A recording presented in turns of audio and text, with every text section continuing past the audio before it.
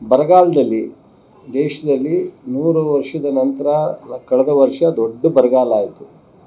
ಆ ಬರಗಾಲದಲ್ಲಿ ನಾವು ಇಡೀ ದೇಶದ ಎಲ್ಲ ರಾಜ್ಯಕ್ಕಿಂತ ಪ್ರಪ್ರಥಮವಾಗಿ ಮೆಮೊರಂಡಮ್ ಕೊಟ್ಟೆವು. ಅವರು ಸಹ ತಕ್ಷಣಕ್ಕೆ ಅಧಿಕಾರಿಗಳು ಬಂದು ಟೀಮ್ ಬಂದು ಇನ್ಸ್ಪೆಕ್ಷನ್ ಮಾಡಿ ರಿಪೋರ್ಟ್ ಕೊಟ್ಟರು. ಬೇರೆ ರಾಜ್ಯಗಳು ಅವ್ರಿಗೆ ಮೆಮೊರಂಡಮ್ ಕೊಟ್ಟಾಗ ಕರ್ನಾಟಕದ ಮೆಮೊರಂಡಮ್ ಕರೆಕ್ಟಾಗಿದೆ, ಅದನ್ನು ಫಾಲೋಅಪ್ ಮಾಡಿ ಕೊಡಿ ಅಂತ ಕೇಂದ್ರದಿಂದ ಲೆಟ್ರ್ ಬರೆದ್ರು ಎಲ್ರಿಗೂ.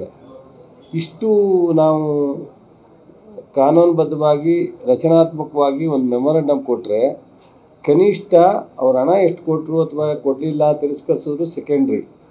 ಸೊ ಎಲ್ಲ ಅಧಿಕಾರಿಗಳ ಹಂತದಲ್ಲಿ ಮೀಟಿಂಗ್ ಮುಗಿದ್ರೆ ಅದರ ಅಧ್ಯಕ್ಷತೆ ಅಮಿತ್ ಶಾ ಅವರು, high power committee ಚೇರ್ಮನ್ನು Amit Shah ಅವರಿದ್ದಾರೆ, ಕೇಂದ್ರ ಸರ್ಕಾರ ಮಾಡಿರ್ತಕ್ಕಂಥದ್ದು.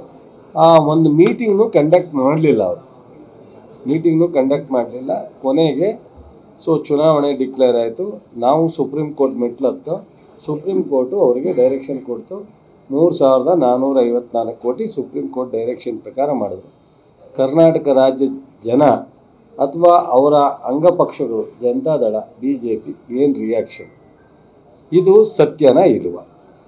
ಇದಕ್ಕೆ ಅವರ ಕುಮಾರಸ್ವಾಮಿಯರಾಗಲಿ, ದೇವೇಗೌಡರಾಗಲಿ, ಯಡಿಯೂರಪ್ಪನ ಮಗ ಆಗಲಿ, ಯಡಿಯೂರಪ್ಪ ಆಗಲಿ, ಬಸವರಾಜ ಬೊಮ್ಮಾಯಿ ಆಗಲಿ, ಅಶೋಕ್ ಆಗಲಿ ಅವ್ರ ರಿಯಾಕ್ಷನ್ ಬೇಕು. ಫಸ್ಟ್ ಪಾರ್ಲಿಮೆಂಟ್ಗಿಂತ ಮೊದಲು ನಮ್ಮ ರಾಜ್ಯದ ಬರಗಾಲದ ನಮ್ಮ ಮೆಮೊರಂಡಮ್ಗೆ ಕನಿಷ್ಠ ಒಂದು ಸೌಜನ್ಯದ ಒಂದು HLC ಮೀಟಿಂಗ್ ಮಾಡದೇ ಇರ್ತಕ್ಕಂಥ ಕೇಂದ್ರ ಸರ್ಕಾರಕ್ಕೆ ಇವರಿಂದ ಏನು ಹೇಳ್ತಾರೆ ಅನ್ನೋದನ್ನು ದಯಮಾಡಿ ನಾನು ಡಿಮ್ಯಾಂಡ್ ಮಾಡ್ತೀನಿ. ಆಮೇಲೆ ಉಳಿದದ್ದು ಅವರು ನಮ್ಮನ್ನು ಟೀಕೆ ಮಾಡಲಿ, ನಾವು ಅವ್ರನ್ನ ಟೀಕೆ ಮಾಡೋದು ಇರುತ್ತೆ.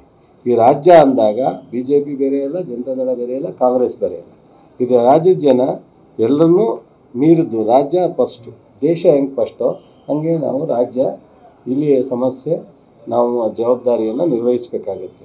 ವೈಯಕ್ತಿಕವಾಗಿ ಅವರ ರಾಜಕೀಯ ಕಿತ್ತಾಟ ಸಾವಿರ ಇರಲಿ, ರಾಜ್ಯಕ್ಕೆ ಅನ್ಯಾಯ ಆಗ್ತಿದ್ದಾಗ ಅವರೆಲ್ಲರೂ ಸಹ ಕೈ ಜೋಡಿಸಿ ನಿಲ್ಲಬೇಕು. ಅವ್ರದ್ದೇ ಸರ್ಕಾರ ಇದ್ರೂ ಹೋರಾಟವನ್ನು ಮಾಡಬೇಕು. ಸೊ ನಾನು ಹಿಂದೆ ಲೋಕಸಭಾ ಸದಸ್ಯನಾಗಿದ್ದೆ.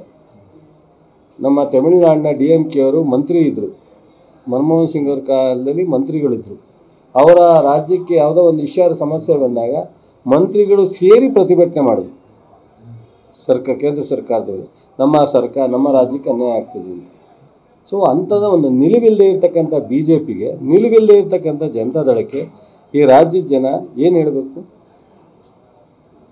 ಬಂದು ಯಾವುದೋ ಒಂದು ಮೊಸರಲ್ಲಿ ಕಲ್ಲು ಹುಡುಕ್ದಂಗೆ ತಪ್ಪು ಹುಡುಕ್ತಾರೆ, ಏನೋ ಒಂದು ಟೀಕೆ ಮಾಡ್ತಾರೆ.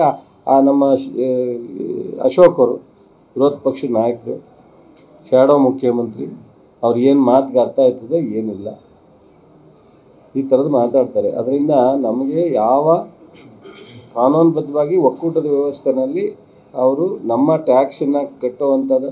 ಕುಮಾರಸ್ವಾಮಿಯವ್ರು ಮೊನ್ನೆ ಹೇಳ್ತಾರೆ, ಇದು ಯಾವುದೋ ನಂದು ಏನು ನಂದು?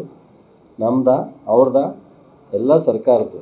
ನಾವು ರಾಜ್ಯದಲ್ಲಿ ಕೊಡೋವಂಥ ರೆಗ್ಯುಲರಾಗಿ ಏನು ಟ್ಯಾಕ್ಸ್ ಹೋಗುತ್ತೆ ಅದಕ್ಕೆ ಕೆಲವು ಯೋಜನೆಗಳು 60-40 ಇರ್ತವೆ, 40-60 ಇರ್ತವೆ, 30-40 ಇರ್ತವೆ, ಇವೆಲ್ಲ ಇರ್ತವೆ. ಅವು ಅವ್ರ MP ಇದ್ದರೂ ಬರ್ತವೆ, ನಾನು MP ಇದ್ದರೂ ಬರ್ತಾನೆ, ದಿನೇಶ್ ಗುಳಿಗೂಡು MP ಇದ್ದರೂ ಬರ್ತಾರೆ. ಆದರೆ ಇವರು ಬೃಹತ್ ಕೈಗಾರಿಕಾ ಸಚಿವರಾಗಿ, ಮಾಜಿ ಮುಖ್ಯಮಂತ್ರಿಗಳಾಗಿ ಒಂದು ಸರ್ಕಾರ ಬರಲಿಕ್ಕೆ ಇವರೇ ಕಾರಣಕರ್ತರಾದವರು ಏನು ಮಂಡ್ಯಕ್ಕಾಗಲಿ ರಾಜ್ಯಕ್ಕಾಗಲಿ ಕೊಡುಗೆ ಅನ್ನೋದು ಹೇಳಬೇಕು. ಯಾರೋ ಮಾಡೋದನ್ನು ನಾನು ಅಂತ ಹೇಳಿದ್ರೆ ಏನು ಪ್ರಯೋಜನ ಆಗುತ್ತೆ? CRFನಲ್ಲಿ ಪ್ರತಿ ವರ್ಷ ಬರೋಂಗೆ ಒಂದಷ್ಟು ದುಡ್ಡು ಬರುತ್ತೆ, ಅದನ್ನು ದೊಡ್ಡ ಸ್ಕೇಲ. ವಿಶೇಷವಾಗಿ ಏನಾದರೂ ಮಂಡ್ಯಕ್ಕೆ 1,000 ಕೋಟಿನ ತಂದು ಒಂದು 2-3 ರೋಡನ್ನು NHಗೆ ಅಪ್ಗ್ರೇಡ್ ಮಾಡಿದ್ರೆ ನಾನೇ ಅಭಿನಂದನೆ ಸಲ್ಲಿಸ್ತೀನಿ. ನಾನು ಹೇಳಿದ್ದೀನಿ, ಯಾವುದೋ ಸ್ಟೇಷನಿಂದ ಚಂದ್ರಪಟ್ಟಣ, ಮಂಡ್ಯದಿಂದ ಮೇಲ್ಕೋಟೆ ಮೇಲೆ KR ಪೇಟೆ, ಮಂಡ್ಯದಿಂದ ಬಸ್ಟಾಳ್ ಮೇಲೆ ಕಮದಳ್ಳಿ, ಈ 3 ರಸ್ತೆ NHಗೆ ಕನೆಕ್ಟ್ ಆಗೋ ರಸ್ತೆ ಇದೆ. 3 ರಸ್ತೆ ಮಾಡಲಿ ಇವರು, ನಾನೇ ಅಭಿನಂದನೆ ಸಲ್ಲಿಸ್ತೀನಿ. ಏನು ಅವರೊಬ್ಬರಿಗೆ ಗೊತ್ತಿರೋದು ವಿಚಾರ? ಏನು ಬೇಕಾದ್ರೂ ನಾವು ಮಾತಾಡೋಷ್ಟು ದೇವರು ನಮ್ಮ ಜನ ಶಕ್ತಿ ಕೊಟ್ಟವ್ರೆ.